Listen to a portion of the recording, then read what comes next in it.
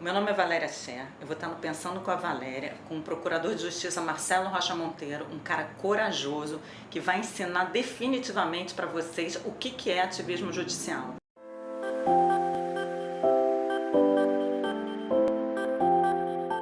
Meu nome é Valéria Scher e a gente está hoje aqui com um grande amigo, Marcelo Rocha Monteiro, que é conhecido de muitos de vocês. Hoje ele é Procurador de Justiça, ele era promotor de justiça, hoje ele é procurador. E ele veio aqui para a gente falar um pouquinho sobre o ativismo judicial. Eu acho que esse assunto tem que ser falado e tem que ser entendido. E ele não tem que ser entendido, não é um assunto que tem que ser entendido dentro da nossa bolha lá de meia dúzia. Eu acho que a gente tem que começar a explicar para as pessoas em geral o que está se passando com a justiça aqui no Brasil. Vamos lá. Marcelo, prazer, tá? Prazer é meu. Eu adoro esse cara, ele é dos corajosos, tá? Ele não é qualquer um, não. Isso aqui é corajoso demais. O que você pode falar hoje pra gente, assim, bem didático, como a gente combinou, o que é chamado esse ativismo judicial que a gente está vendo diariamente, né? Desenfreado. Infelizmente está desenfreado. O que é o ativismo judicial? Nós sabemos que existe uma divisão, né, das funções do Estado, dos poderes do Estado, em três, né, os chamados três poderes. Até o nome daquela praça lá em Brasília, tão conhecida. Então você tem dois desses poderes eleitos pela população. Tá? Você tem o poder legislativo, que são os senadores e os deputados federais, que têm mandato, que são eleitos diretamente pelo povo, tá? E sobre os quais a população tem um controle, porque se ela gostou da atuação daquele deputado, daquele senador, ela pode reelegê-lo, senão ela vai votar em outro. Tá? A mesma coisa acontece no Poder Executivo, né? O Presidente da República, né? Os governadores no âmbito estadual, os prefeitos no âmbito municipal, são eleitos diretamente pela população, podem ser reeleitos, né? Ou podem não ser, se a população não gostar do desempenho deles. São poderes sobre os quais existe o controle, né, popular através do voto, através da eleição. E existe um poder, que é o judiciário, cujos membros não são eleitos, não têm mandato, são vitalícios. O que a gente diz é que os dois poderes que são eleitos pelo povo, legislativo e executivo, são os poderes políticos. E o judiciário é um poder não político, ou pelo menos assim deveria ser. Não é? Por quê? Porque são os representantes eleitos pelo povo no Congresso Nacional que decidem, né, votam, aprovam as leis que vão reger a sociedade. Né? Eles vão, por exemplo, num primeiro momento, na Constituição, né? A Constituição, todo mundo sabe, foi elaborada por uma Assembleia Nacional Constituinte, cujos representantes também foram eleitos pelo povo, isso lá em 1987 e 1988. Então essa Constituição, vou dar um exemplo, define que a segurança pública é um dever do Estado, né? A segurança pública é responsabilidade de todos, é dever do Estado, etc, etc. E aí você elege por exemplo, presidente da República para dentro dessas diretrizes, dessas normas gerais, né? São normas gerais, são amplas, são genéricas, estabelecidas pelo Poder Legislativo na Constituição, ou em outras leis, dentro dessas diretrizes, esse presidente da República no âmbito federal, ou esse governador no âmbito estadual, ele vai decidir qual é a melhor política pública para que se tenha bons resultados, para que se tenham bons resultados na segurança pública. Então, é uma competência do legislativo traçar as regras do jogo, as normas gerais, e dentro desse espaço que essas normas dão, compete ao executivo administrar. Né? Escolher políticas públicas é administrar. Né? Política pública na área de segurança pública, que foi o meu exemplo. Né? Vamos dar prioridade a operações em comunidades para reprimir o crime organizado, seja o tráfico de entorpecentes, seja as milícias. Né? Vamos dar prioridade a outra área, aos crimes contra a vida. Isso já seria competência do executivo. Isso é do executivo. Você sabe, o legislativo ele vai fazer a lei, faz o executivo vai, a palavla já diz, executar. Isso, dentro daquela competência dele. E dentro de um espaço que a gente chama de poder discricionário, discricionariedade. Né? A Constituição diz que a segurança pública é responsabilidade do Estado, mas ela não diz qual é a melhor política pública para você alcançar bons resultados. Isso é decisão de quem administra. Tá? A Constituição diz que a saúde, para falar de um tema do momento, é um direito de todos e um dever do Estado. Mas ela não diz qual é a melhor política pública para conseguir resultados satisfatórios na área de saúde. Isso é uma decisão do administrador. Tá? Então, quando o Poder Judiciário interfere, seja criando leis, que é a função do Legislativo, seja escolhendo políticas públicas, que é a função do Executivo, ele está invadindo o poder de um ou de outro. Tá?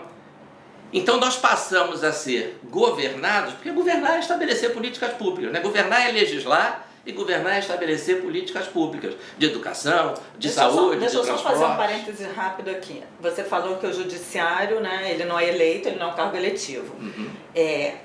Até, assim, bem rápido, quais funções do judiciário são concursadas e quais não são? Você consegue, porque o STF, por exemplo, não tem nada a ver com concurso. Sim. Os tribunais superiores não são, o provimento dos cargos não se dá por concurso. Tá. É por nomeação. Tá, indicação do presidente da República. Tá. Do STJ também, então.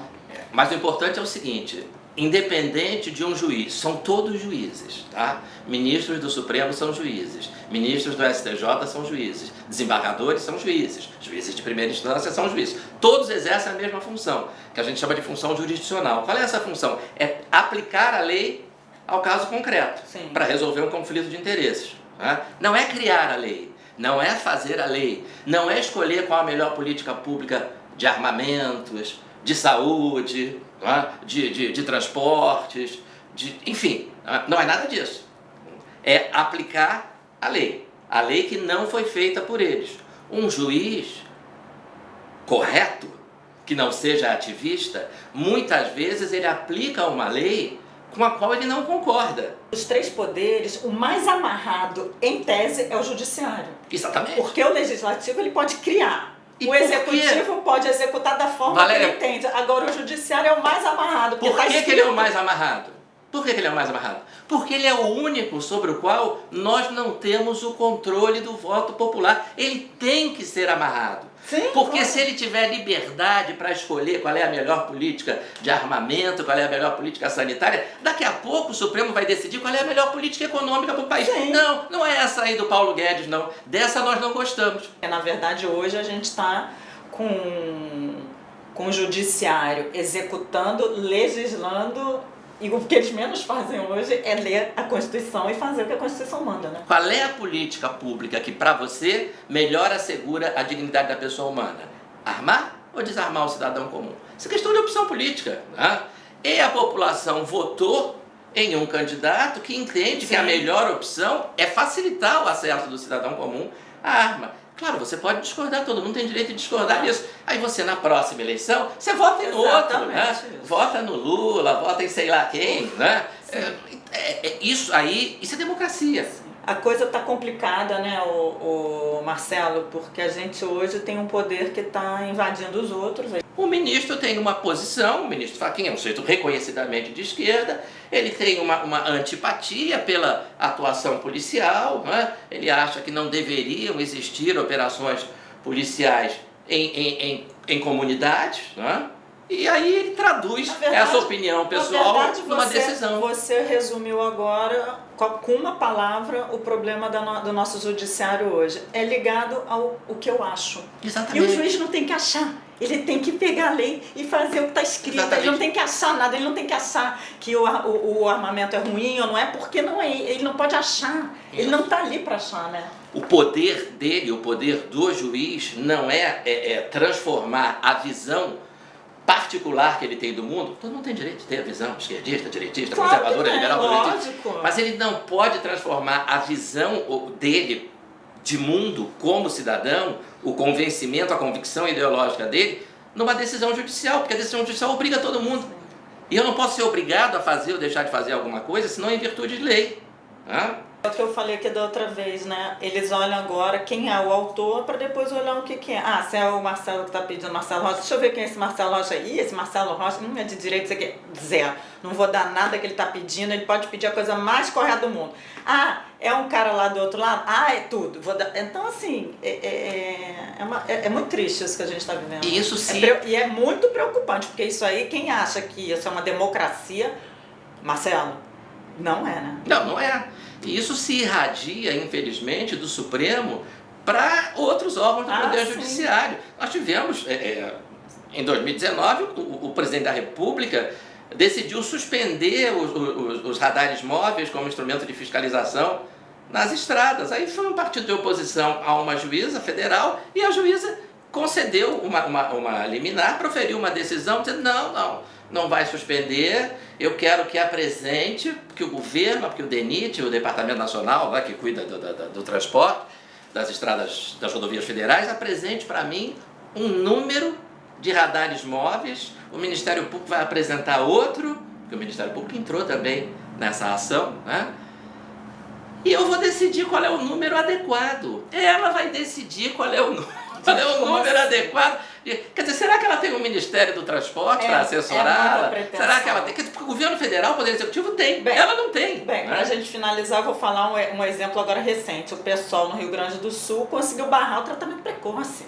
Remédio. E a juíza deu. A juíza escolhe qual é o remédio. Os caras não se acham deuses, eles têm certeza absoluta, né? Tem certeza. Então, assim, tudo isso sem nenhum parâmetro legal, é a opinião do sujeito, né? A opinião do juiz, é a opinião do meu colega de Ministério Público que pediu a medida, porque o Ministério Público também tem participação nesse ativismo judicial. A gente fala ativismo judicial, mas ele é muitas vezes fomentado pelo Ministério Público. A gente tem visto isso na pandemia. É tudo colega seu, tá? Eu tenho essa notícia para te dar. Então a gente precisa decidir se todo o poder emana do povo ou se emana da caneta lá do ministro Fachin ou qualquer outro dos seus colegas. Gente, eu espero de verdade que... Eu achei maravilhoso, porque eu acho que esclarece para as pessoas comuns, né? Eu acho que é uma aula que as pessoas precisam entender definitivamente o que está se passando, parar com esse achismo, né? O achismo já basta dos nossos amigos do Judiciário. Então, eu espero que isso tenha ajudado. Segunda-feira eu estou de novo aqui no Pensando com a Valéria e eu queria agradecer mais uma vez meu amiguinho querido Marcelo Rocha Monteiro, um cara corajoso, tá? Como poucos. Obrigado. Obrigada, até lá.